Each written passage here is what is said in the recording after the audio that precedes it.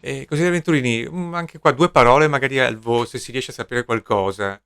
Cosa sta succedendo in Veneto, a Venezia e con Brugnaro, con questo nuovo partito che si chiama Coraggio Italia, appena fondato assieme a Totti, Marini, insomma, con determinati soggetti che pare nasca da una costola stessa di Forza Italia.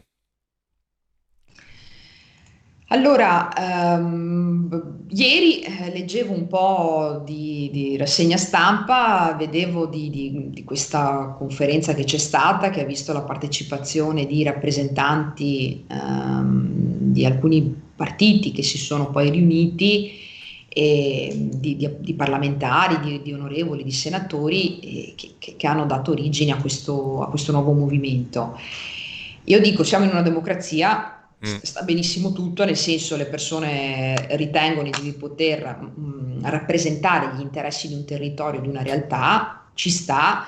Dopodiché, dico, noi abbiamo bisogno comunque di una realtà come Forza Italia, perché c'è la necessità che un'area moderata, di centrodestra, liberale, abbia comunque Sì. dei riferimenti e un partito di riferimento. Forza Italia da questo punto di vista lo è sempre stata, e l'impegno da parte nostra è quello di cercare di riorganizzarci meglio, quindi diamoci anche questo impegno, questo obiettivo come partito, comunque di guardare al futuro e cercare di trovare il modo per organizzarci e per essere una forza competitiva nel nostro paese, perché, no, perché l'Italia ha bisogno di una forza come Forza Italia, che rappresenta una realtà moderata, liberale, pragmatica, dove ci sono amministratori che cercano di fare l'interesse di un territorio senza ideologie, senza estremismi, ma proprio con il buonsenso nel tentativo di dare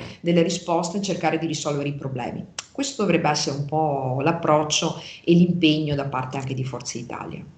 Sono d'accordo.